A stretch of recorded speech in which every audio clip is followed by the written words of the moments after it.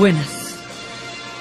En el fantasma de las Navidades del futuro del cuento de Charles Dickens aparecen arropados bajo el manto del último y mudo fantasma dos de los grandes males de Inglaterra que por el esplendor de la época en que el cuento fue escrita no era reconocido: la ignorancia y la pobreza.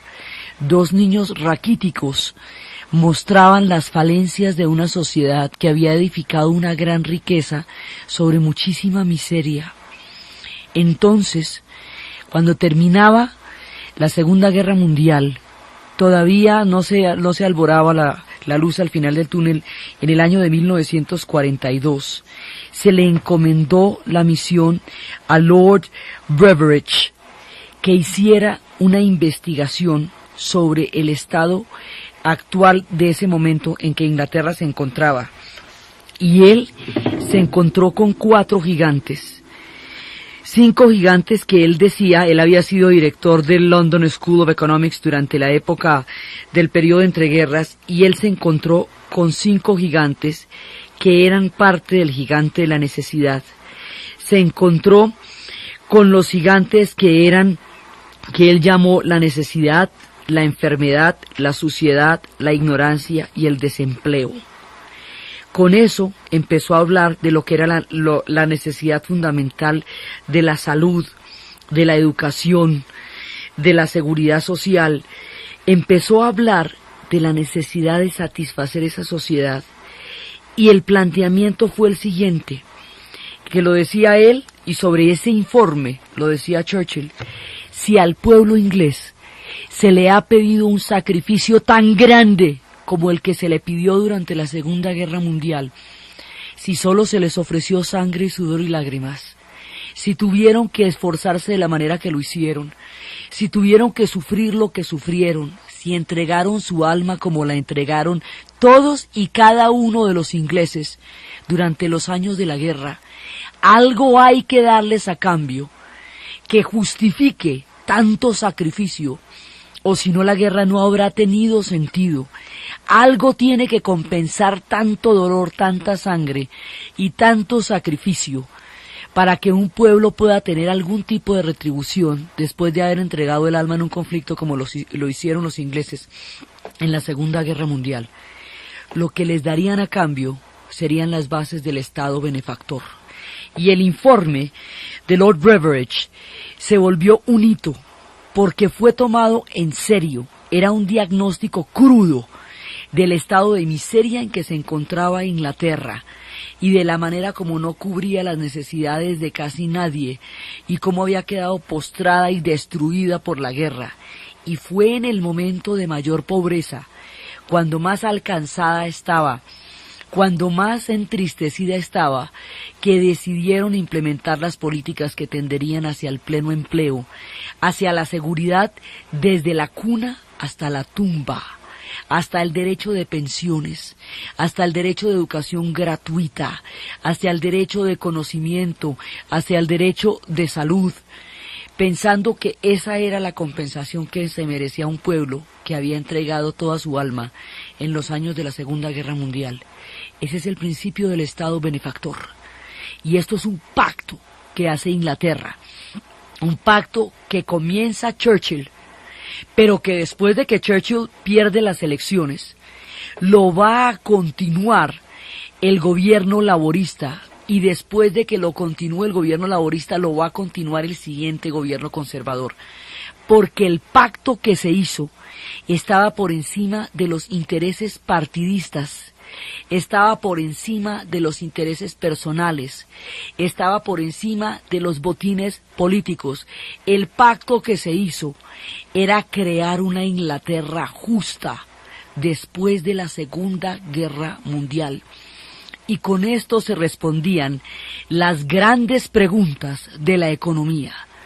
las grandes preguntas que habían atravesado el periodo entre guerras, porque el periodo entre guerras había estado marcado por la crisis del año 30 y la gran depresión económica precipitó el fascismo en Alemania y en Italia, destruyó la posibilidad del gobierno republicano español de sacar adelante los proyectos de España, precipitó a Europa hacia el totalitarismo, porque empobreció la existencia de millones de seres humanos.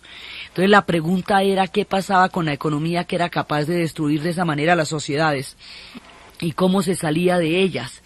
Esa era la pregunta que empezó a producirse en los años 30, porque llevó a los totalitarismos, y después, cuando el nazismo reclamaba que era el único que había garantizado pleno empleo, que era el único que había dado reformas sociales y que era el único que había trabajado para la sociedad, entonces había que demostrarle que la guerra no era la única manera de crear empleo en una sociedad. Entonces había que demostrarle que el totalitarismo no era la única manera de resolver las necesidades básicas de la población, y eso es el principio del Estado benefactor. Y el Estado benefactor es lo que construyó los pisos de desarrollo, lo que hoy llamamos desarrollo. Fueron esos pueblos que llegaron a un estado de consenso institucional lo suficientemente estable para poder gobernar, porque si todo el mundo se pisa con todos y todo el mundo trata de destruir lo que el otro hizo, y si usted se gasta su periodo de tiempo construyendo para que el otro lo destruya y se gaste la mitad del otro periodo destruyendo y luego inventándose para que el otro lo destruya, pues así no se sale de ninguna parte. Entonces, las sociedades que consiguieron el desarrollo lo consiguieron sobre un pacto de instituciones que permita gobernar y sobre un pacto de economía que encaminara hacia la solución de los problemas de las necesidades básicas de la población. Y lo hicieron en medio de la pobreza, la destrucción y el horror de la guerra. No lo hicieron cuando estaban ricos. Es más, cuando estaban ricos era cuando más desigualdades tenían. En la era victoriana, con el esplendor de los caballos en Ascot y las mujeres con esas plumas y esas lentejuelas, morían de hambre en las calles los niños. En la era de la revolución industrial, la injusticia era flagrante y pavorosa, como lo señalaba Dickens, mostrándole al señor Ebenezer Scrooge los fantasmas de las navidades del futuro. No fue cuando estuvieron ricos, ni cuando fueron imperio, ni cuando conquistaron el mundo que les dio por ponerse justos. Fue sobre la destrucción de la Segunda Guerra Mundial y el sacrificio entero del pueblo inglés que surgió la idea de que la sociedad tenía derecho a justo trato para las necesidades básicas de la mayoría de su población.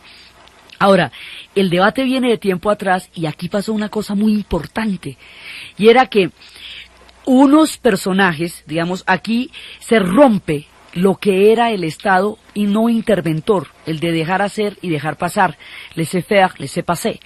Resulta que los franceses se habían inventado una cosa que eran los fisiócratas. Eso eran en el siglo XVIII, comienzos del XIX, cuando todo el mundo estaba obsesionado con la ciencia. Los fisiócratas se llamaron a sí mismos los economistas y se han inventado un metalenguaje que ni los médicos. Entonces, mejor dicho, entre el esternocleidomastoideo y lo que es la política general de precios y todo el metalenguaje que se inventaron los economistas, nadie entendía. Se les ocurrió, ya la idea es de los franceses, pero los ingleses van a tomar todo el debate y los ingleses van a desarrollar todo el pensamiento económico. Y lo que se llaman los clásicos de la economía son ingleses. Son Smith, son Ricardo, todos ellos, Adam Smith y todos ellos son ingleses. Entonces ellos empiezan a preguntar qué genera el trabajo, qué es lo que genera la riqueza en las sociedades, que si el trabajo, que si muchas fuentes empiezan a preguntarse qué genera la riqueza. Y como es una época en que todo el mundo estaba tan obsesionado con la ciencia, se inventaron que la economía era una ciencia y que eso tenía leyes inmutables como la gravedad y el electromagnetismo del cosmos y que ella sola se regulaba y que nadie podía intervenir en ella sino mirarla como ella se correspondía, se balanceaba y se equilibraba, y les parecía que la economía era una ley por encima de los humanos.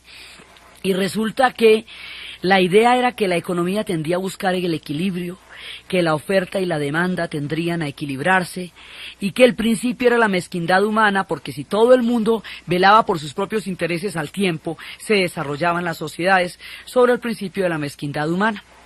Y así se pensó, y esos eran los modelos liberales, y ese fue el liberalismo, y se pensaba que el Estado no tenía que intervenir en nada porque cualquier cosa que hiciera rompía el libre fluido de los juegos de la economía. Todo esto se pensó así, fue la era del liberalismo económico y del Estado no interventor, y todo marchaba de acuerdo con lo que ellos creían que era una ciencia y no una actividad de los humanos. Cuando viene la Gran Depresión de los años 30 y la economía se desbarata y se destruyen las sociedades y el desempleo se hace masivo y millones de personas salen a las calles a buscar comida y el dinero pierde su validez y se producen fenómenos de recesión y de inflación al tiempo, así que la plata se devalúa y en cambio no hay trabajo para poderla conseguir. Entonces no hay trabajo para conseguir lo que usted se consigue, con eso no come. Y se va produciendo un fenómeno de esos y lleva al mundo al totalitarismo. La escasez hace que todas las políticas de la mano dura sean reforzadas por la precariedad de la economía. Y las grandes potencias europeas se destruyen en los años 30 por lo que va a ser la Gran Depresión.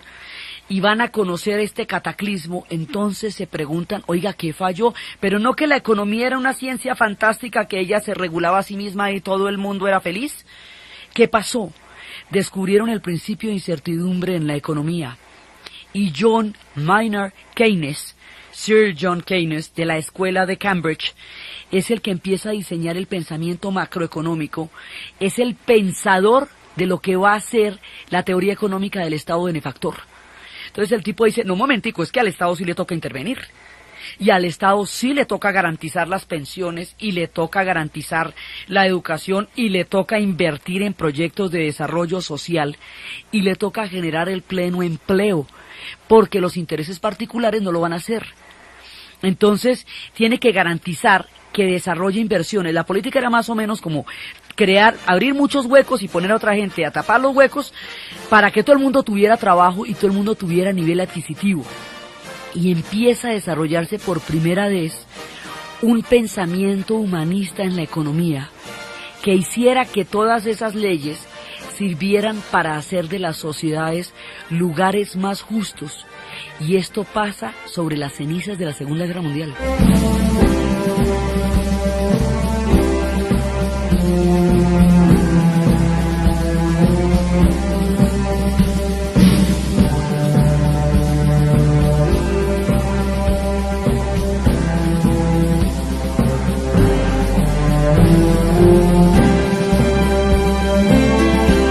Entonces, el pensamiento de Keynes cambia la idea de que el Estado tiene que mirar a ver cómo suceden las fuerzas de la economía, porque el Estado es responsable por el bienestar de la sociedad y que depende del Estado que la sociedad funcione en términos justos.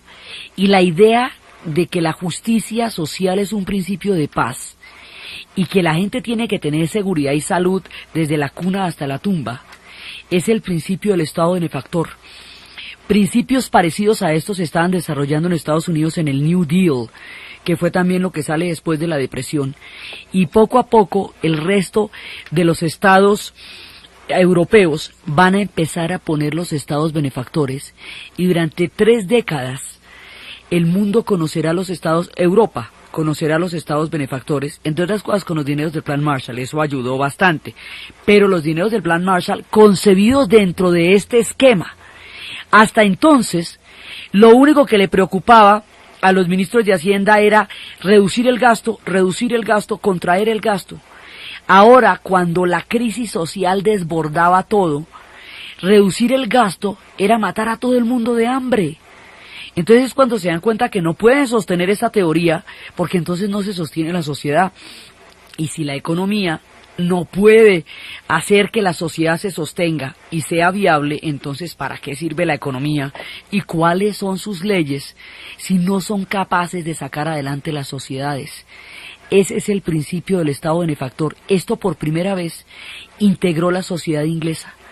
La sociedad inglesa estaba dividida en unas clases inamovibles, que hacían que unas personas estuvieran condenadas por nacimiento a la miseria y a la ignorancia y a la necesidad y a la escasez, y otras estuvieran superabundantes de nacimiento y para siempre y además nobles, porque encima de comer comían en cuchara de plata.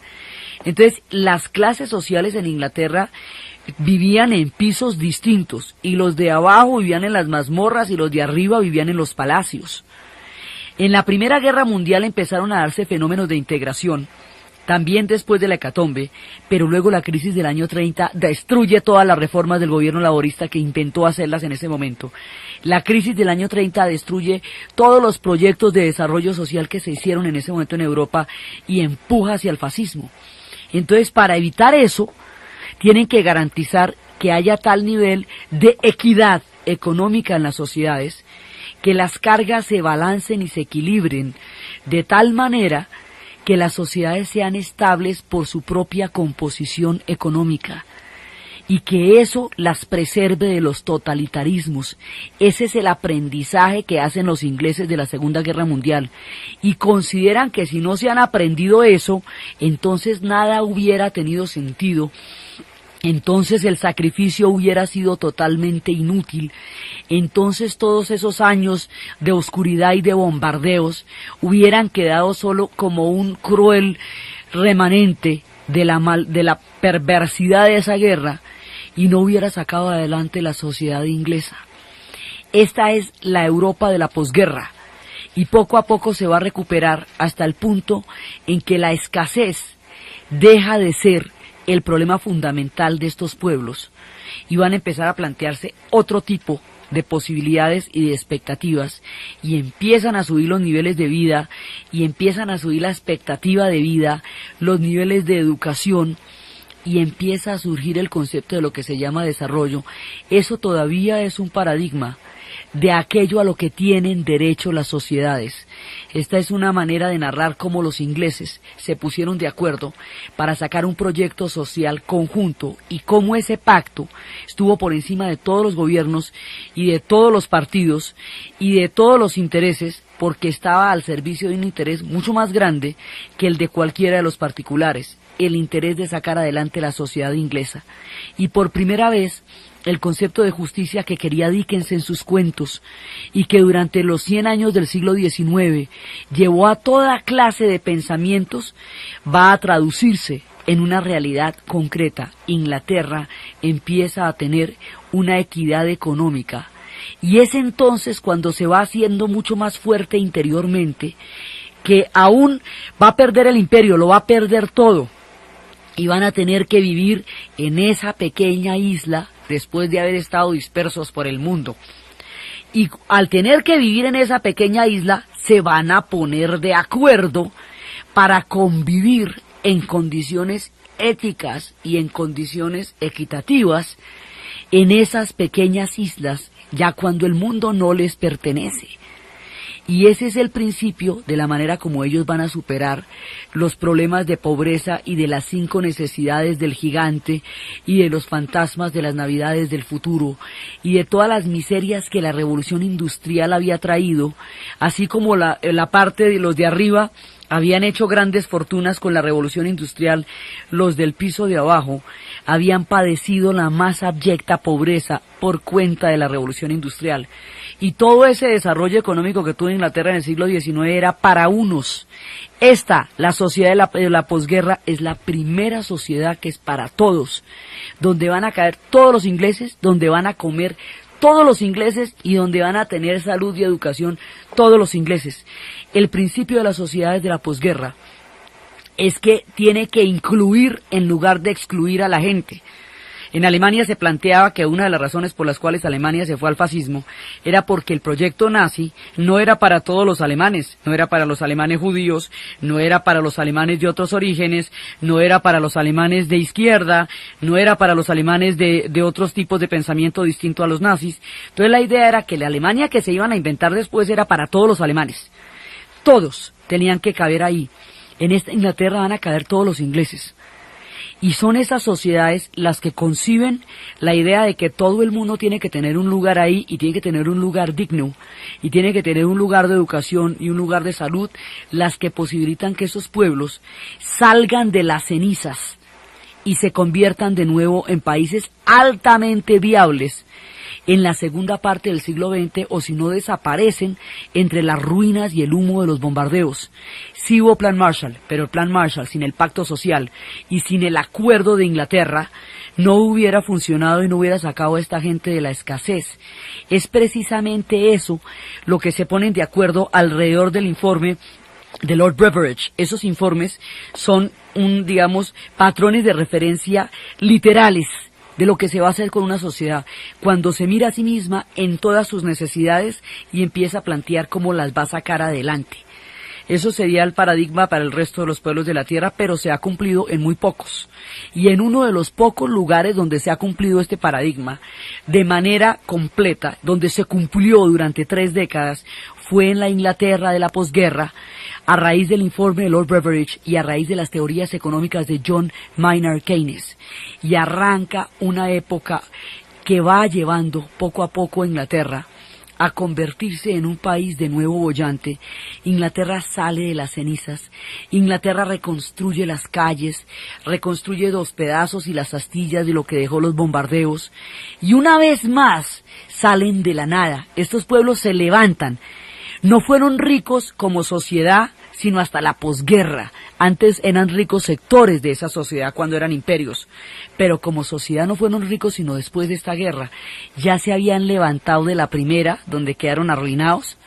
Luego vino la crisis del año 30 y los desbarató lo que habían podido levantar de cabeza. Luego viene la Segunda Guerra Mundial y los borra, y de aquí vuelven y se levantan, porque los pueblos se levantan de los golpes que les dan y cogen y hacen otras sociedades, o si no desaparecerían los pueblos, las especies y las naciones. La gente se levanta y vuelve y hace, y manos a la obra. Manos a la obra fue el Estado benefactor, y es la historia del surgimiento de Inglaterra de las cenizas de la Segunda Guerra Mundial. Y esa era la primera parte de lo que veníamos a contarles. Porque hay muchas cosas que van a pasar en Inglaterra ahora también, en muchos mundos. Hacía tiempo habíamos hablado de las hadas, de los pixies, de los gnomos, de los duendes, de los elfos, y habíamos visto cómo habían llegado a las islas británicas. Cada uno de ellos, unos llegaron con los fenicios, otros en los mascarones de proa de los vikingos, las hadas llegaron con los romanos, y todos estos personajes que van a poblar el increíble mundo mítico, mágico y mitológico del pueblo, de todos los pueblos británicos, porque esto es de los celtas, pero también como se mezclan tantas criaturas del bosque, todos los pueblos que van a formar Inglaterra van a ser también habitados por diferentes criaturas. Llegan los gnomos porque pues llegan los normandos y los gnomos son escandinavos, y llegan todos estos pueblos. Cuando llega la revolución industrial, se ven seriamente afectadas las hadas, hay problemas para los elfos, los duendes se sienten alejados de las máquinas, los gremlins se vengaron como pudieron y todavía se vengan, pero son los únicos que tienen alguna presencia en el mundo industrial. Todos los demás quedaron fuera del mundo industrial, y ya en las grandes fábricas nadie volvió a ver elfos, nadie volvió a ver trolls, ni siquiera cuando el rayo del día los paralizaba y se quedaban conversando toda la noche como suele sucederles a los trolls. Entonces ya nadie volvió a ver a ninguno de estos, hasta que, dice, ¿y a dónde se fueron si poblaban Inglaterra con tanto vigor y tanta alegría como lo hicieron los primeros habitantes de la isla? Si atravesaron de un extremo al otro todas las islas, tanto Irlanda como Escocia, como Gales, como Inglaterra, todo el Reino Unido conoció estas criaturas, y la revolución industrial las sacó. ¿A dónde se fueron? ¿A dónde se van las hadas? ¿A dónde se van los duendes cuando llegan los señores que no creen en ellos? ¿En dónde pueden existir? La tierra a donde ellos fueron, y aquel que los trajo de nuevo, los pobló, les dio un universo, es lo que vamos a ver después de la pausa.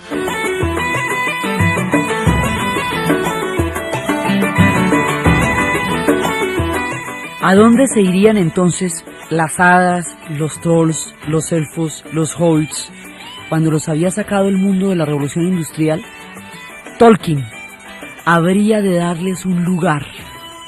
Escribiría una serie de libros que se llamarían El Hobbit y El Señor de los Anillos, y más adelante El Silmarillion. Allí, en el mundo de Tolkien, toda la mitología germano-escandinava, celta, tuvo lugar en un solo mundo donde los trolls, las hadas, los elfos, los hobbits tienen su propio espacio. Y ese lugar donde existen todavía está abierto y está ahí cada vez que alguien abre ese libro y lo lee. En el momento en que alguien abre El Señor de los Anillos, ha llegado al lugar de las hadas y de los elfos, y esas criaturas vuelven a existir una y otra vez en las páginas de ese libro. Inglaterra recupera todo esto a través de la pluma maravillosa de Tolkien. Y la historia consiste en que el Señor de la Oscuridad tiene 3 anillos, pero uno de ellos es el anillo del poder, y ese es el que se le ha perdido.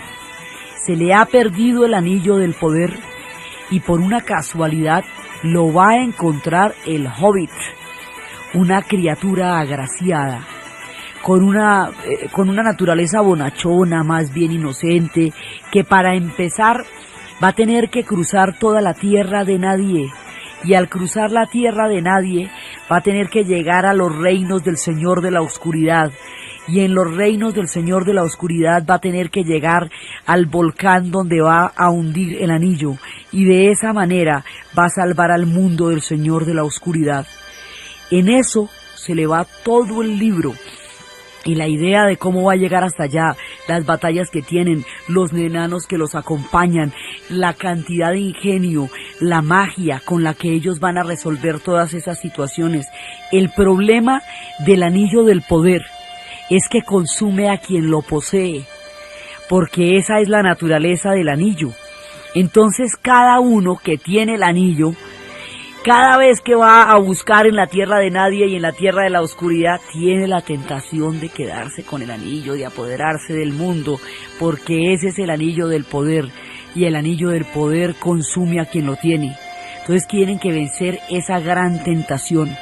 Mientras tanto, el Señor de la Oscuridad establece alianzas, y hay quienes se alían con el mundo de las sombras, y la vieja pelea entre el bien y el mal tiene lugar en El Señor de los Anillos. Y Tolkien vivió el fascismo, y a él le tocó toda esa época, y le tocó la guerra, y le tocó todo lo que fue el nazismo y sus consecuencias.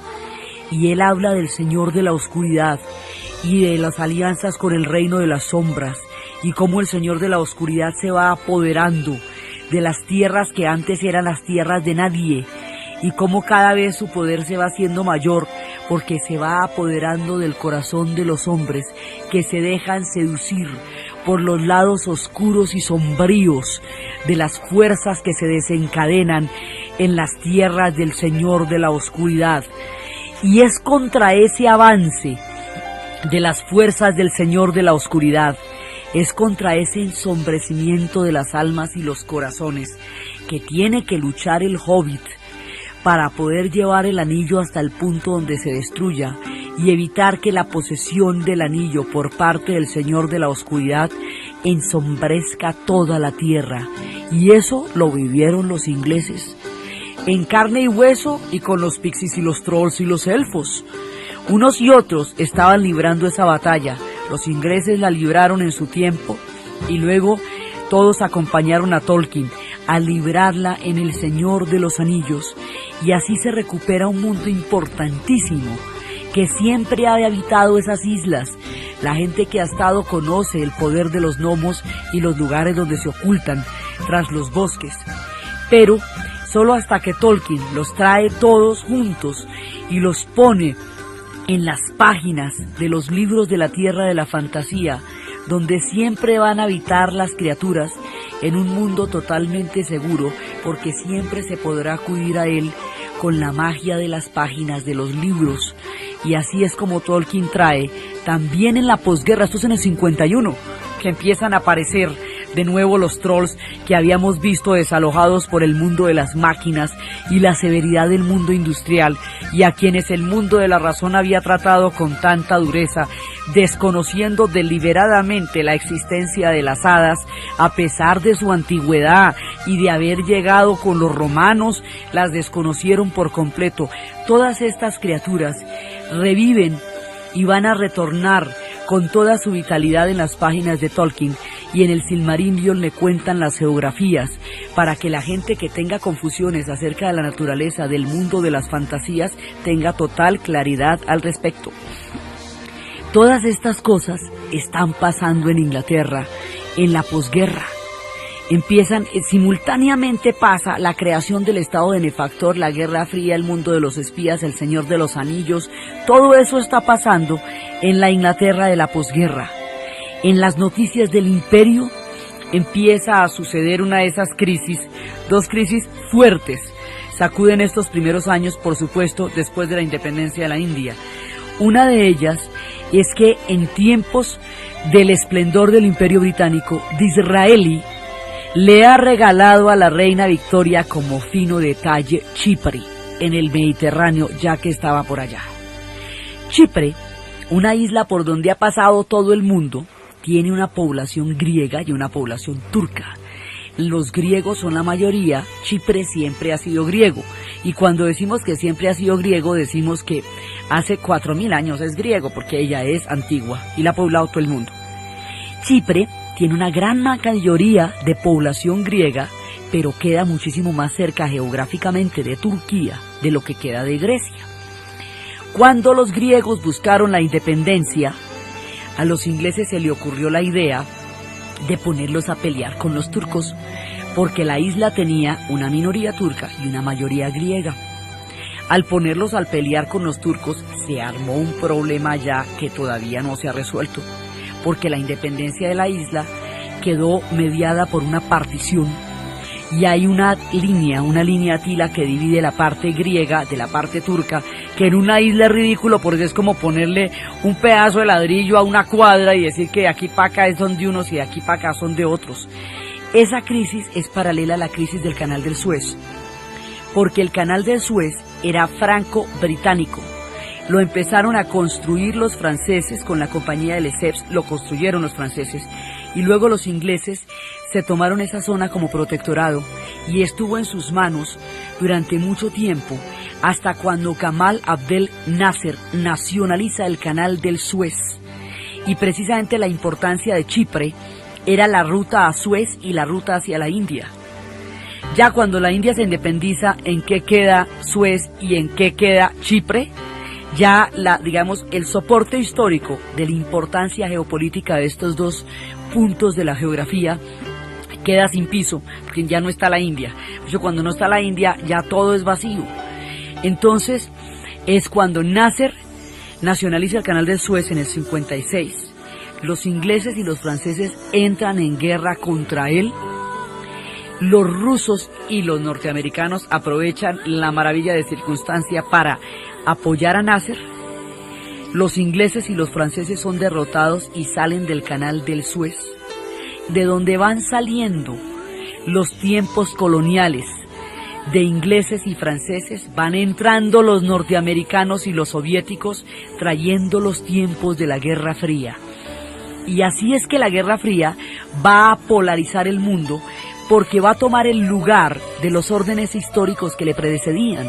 Entonces, antes estaban los colonialismos, ahora empieza la descolonización, y de donde venga la descolonización, vienen los soviéticos y los norteamericanos con su tablerito de ajedrez, se piden las negras, otros las blancas, usted empieza y hágale.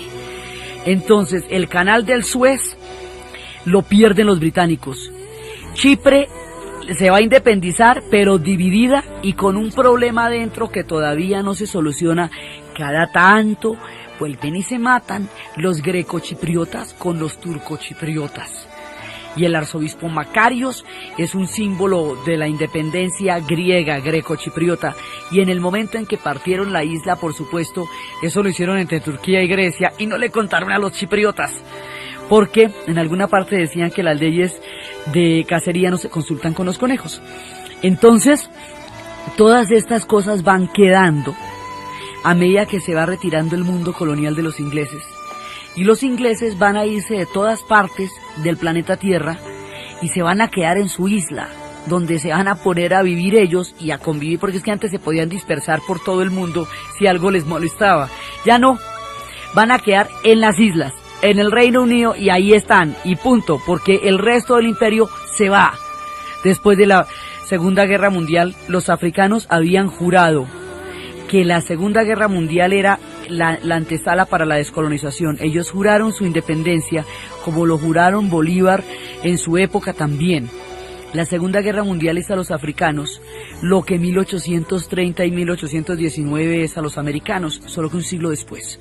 Lo que en América Latina vivimos en esos tiempos, los africanos los viven después de la Segunda Guerra Mundial. Y como la mayoría de esas colonias son inglesas, una buena parte de ellas, entonces de ahí van a salir los ingleses, van a salir de Kenia, van a salir de todos los lugares donde antes estaban y van a vivir un mundo totalmente distinto, porque es el mundo del fin del imperio.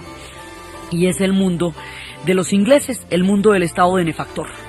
Y lo mismo le va a pasar a los franceses, y la descolonización va a marcar una nueva mirada sobre los pueblos que antes fueron sus colonias y que ahora se llamarán los pueblos del tercer mundo, y que van a dar una perspectiva política totalmente diferente a la que hubo antes, porque la descolonización trae consigo toda una conciencia histórica que antes no había existido, y todo eso atraviesa el mundo inglés.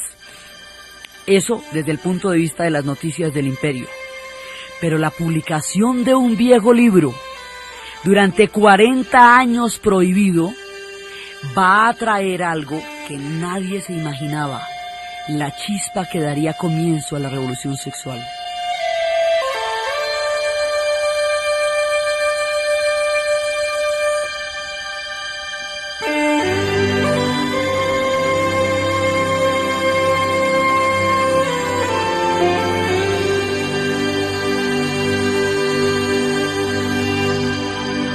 Cuando el libro de D.H. Lawrence, El amante de Lady Chatterley, se publicó por primera vez en los años 20, fue confiscado, prohibido, considerado inmoral, considerado una afrenta, porque hablaba de la sensualidad en un mundo que recién salía de la era victoriana, y en la era victoriana, para poder tener erotismo tocaba disociarse y escribir muchas novelas, porque en la vida real eso estaba bastante restringido.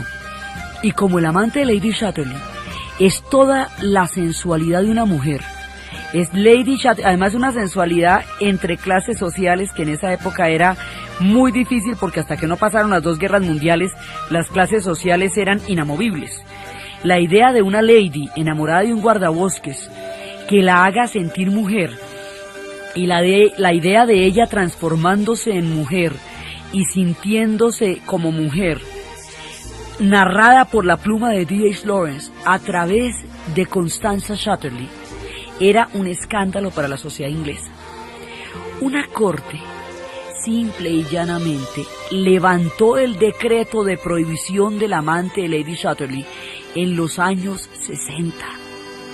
Y el amante de Lady Chatterley salió 40 años después a las calles, y se vendieron 200,000 ejemplares. El chisme rodó como barril de pólvora. Lo vendían por las calles a la lata y todo el mundo lo compraba, porque entre otras cosas ya había salido otro de los grandes inventos ingleses: las ediciones de bolsillo, el pocketbook. Las ediciones de bolsillo popularizaron la literatura y la volvieron barata y de fácil acceso, porque eran ediciones que todo el mundo podía comprar para leer en el metro. No eran ediciones costosas, eran ediciones para todo el mundo. Penguin Books, los libros del pingüinito. Cuando El amante de Lady Chatterley sale en los libros del pingüinito, cuando toda la sociedad inglesa lo lee por primera vez, cuando Mary Quant lanza la minifalda, empieza la revolución sexual en Inglaterra, y empieza en Inglaterra los años 60. Y los años 60 en Inglaterra están dados por una gran cantidad de fuerzas que se van moviendo. Una de ellas había arrancado en 1958 en Aldermaston, cuando se estaba planteando la nuclearización de la OTAN.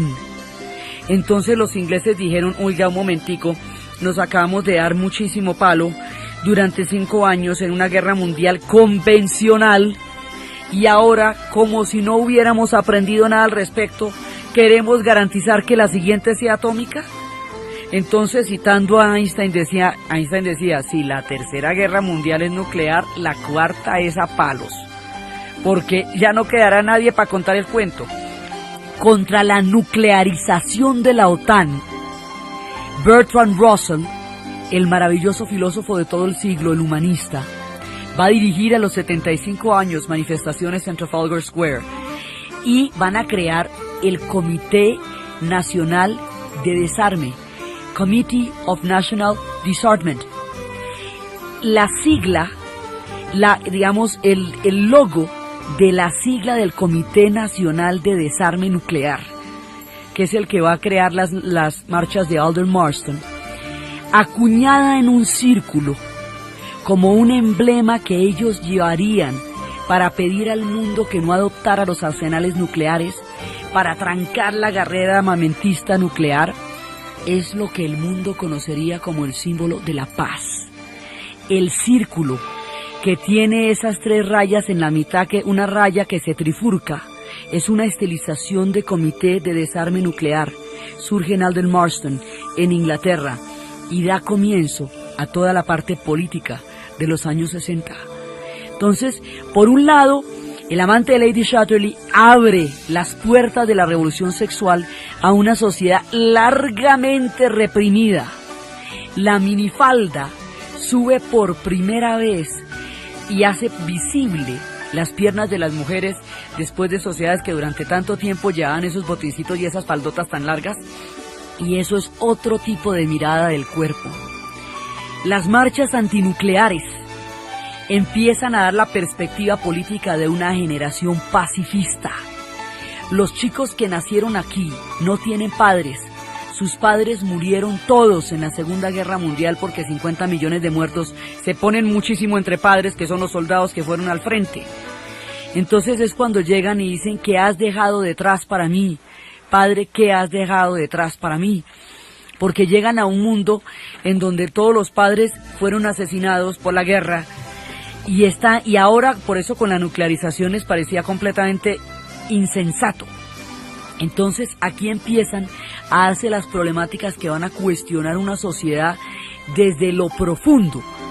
Otros que la van a cuestionar son los poetas ingleses, que a través de una lectura en unas cafeterías van a crear un mundo que se conocerá como el underground.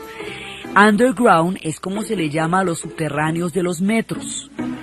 El underground es una contracultura, es una manera de hablar de los subterráneos, de los metros, como los subconscientes de las ciudades, y es una manera de contar desde los subconscientes de las ciudades lo que es el surgimiento de una cultura que va a atacar la doble moral, que va a atacar la guerra, el armamento nuclear, que va a atacar la formalidad de un modo de vida que oculta la naturaleza de las personas, que va a buscar un mundo más humano, más la generación de los años 60 busca que el humanismo, la libertad y todo aquello que ha edificado esas sociedades sea cotidiano.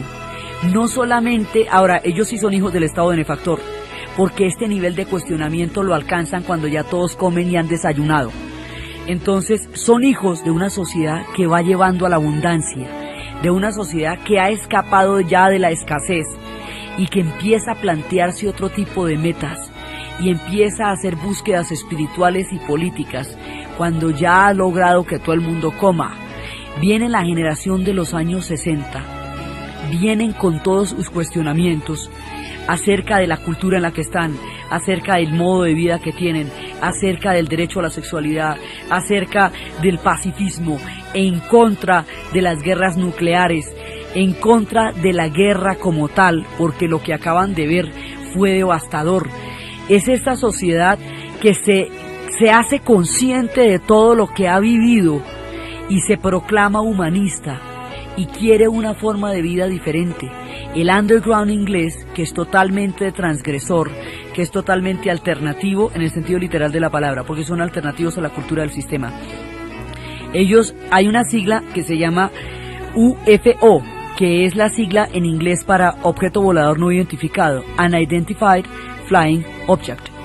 El underground inglés lo va a convertir en una especie de objeto hippie no identificado, Unidentified Freakout, y empiezan a crear una sociedad paralela, y empiezan a darse las comunas, y llega la época de los 60, y en la época de los 60 empieza la revolución cultural, que se da simultáneamente en los Estados Unidos y que surge en los Estados Unidos a partir del movimiento por los derechos civiles de Martin Luther King, y que aquí en Europa surge a partir de nuestro relato, en el punto de nuestro relato, surge a partir de las marchas antinucleares, y van a ser los movimientos extraparlamentarios.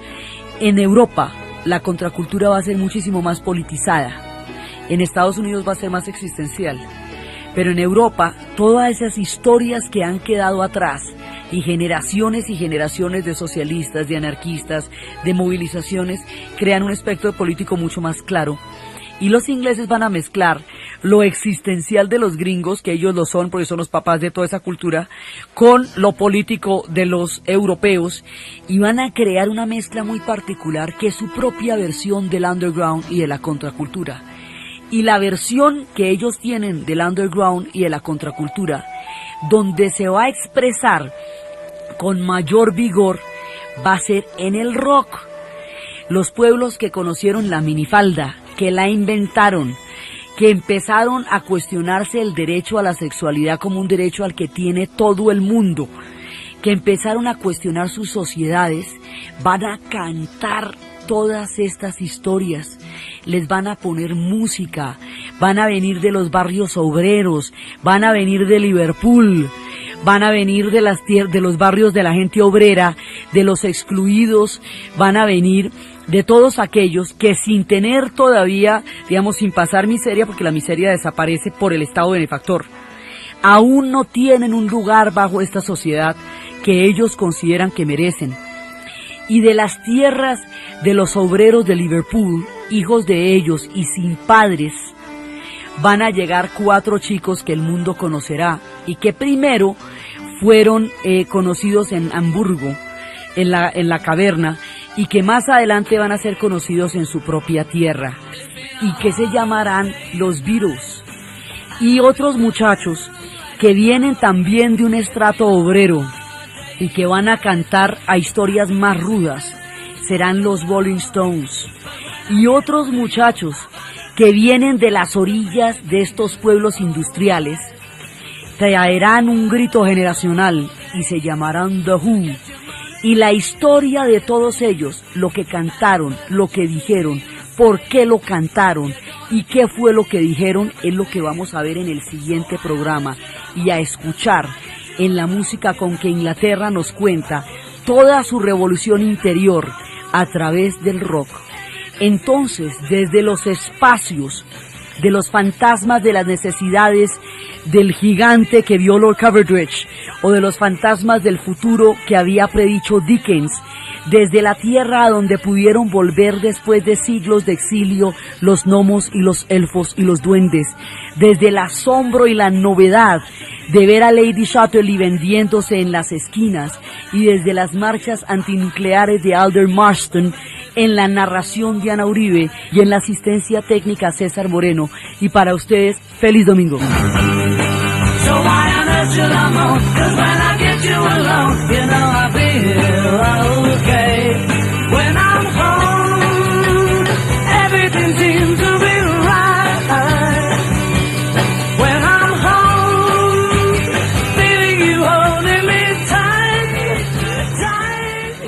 Necesidad de satisfacer esa sociedad, y el planteamiento fue el siguiente, que lo decía él, y sobre ese informe lo decía Churchill: si al pueblo inglés se le ha pedido un sacrificio tan grande como el que se le pidió durante la Segunda Guerra Mundial, si solo se les ofreció sangre, sudor y lágrimas, si tuvieron que esforzarse de la manera que lo hicieron, si tuvieron que sufrir lo que sufrieron, si entregaron su alma como la entregaron todos y cada uno de los ingleses durante los años de la guerra, algo hay que darles a cambio que justifique tanto sacrificio, o si no la guerra no habrá tenido sentido. Algo tiene que compensar tanto dolor, tanta sangre y tanto sacrificio para que un pueblo pueda tener algún tipo de retribución después de haber entregado el alma en un conflicto como lo hicieron los ingleses en la Segunda Guerra Mundial. Lo que les darían a cambio serían las bases del Estado benefactor. Y el informe de Lord Beveridge se volvió un hito porque fue tomado en serio. Era un diagnóstico crudo del estado de miseria en que se encontraba Inglaterra y de la manera como no cubría las necesidades de casi nadie y cómo había quedado postrada y destruida por la guerra. Y fue en el momento de mayor pobreza, cuando más alcanzada estaba, cuando más entristecida estaba, que decidieron implementar las políticas que tenderían hacia el pleno empleo, hacia la seguridad desde la cuna hasta la tumba, hasta el derecho de pensiones, hasta el derecho de educación gratuita, hacia el derecho de conocimiento, hacia el derecho de salud, pensando que esa era la compensación que se merecía un pueblo que había entregado toda su alma en los años de la Segunda Guerra Mundial. Ese es el principio del Estado benefactor. Y esto es un pacto que hace Inglaterra, un pacto que comienza Churchill, pero que después de que Churchill pierde las elecciones, lo va a continuar el gobierno laborista, y después de que lo continúe el gobierno laborista, lo va a continuar el siguiente gobierno conservador, porque el pacto que se hizo estaba por encima de los intereses partidistas, estaba por encima de los intereses personales, estaba por encima de los botines políticos. El pacto que se hizo era crear una Inglaterra justa después de la Segunda Guerra Mundial. Y con esto se respondían las grandes preguntas de la economía, las grandes preguntas que habían atravesado el periodo entre guerras, porque el periodo entre guerras había estado marcado por la crisis del año 30 y la gran depresión económica precipitó el fascismo en Alemania y en Italia, destruyó la posibilidad del gobierno republicano español de sacar adelante los proyectos de España, precipitó a Europa hacia el totalitarismo, porque empobreció la existencia de millones de seres humanos. Entonces la pregunta era qué pasaba con la economía que era capaz de destruir de esa manera las sociedades y cómo se salía de ellas. Esa era la pregunta que empezó a producirse en los años 30, porque llevó a los totalitarismos, y después, cuando el nazismo reclamaba que era el único que había garantizado pleno empleo, que era el único que había dado reformas sociales y que era el único que había trabajado para la sociedad, entonces había que demostrarle que la guerra no era la única manera de crear empleo en una sociedad. Entonces había que demostrarle que el totalitarismo no era la única manera de resolver las necesidades básicas de la población, y eso es el principio del Estado benefactor. Y el Estado benefactor es lo que construyó los pisos de desarrollo, lo que hoy llamamos desarrollo.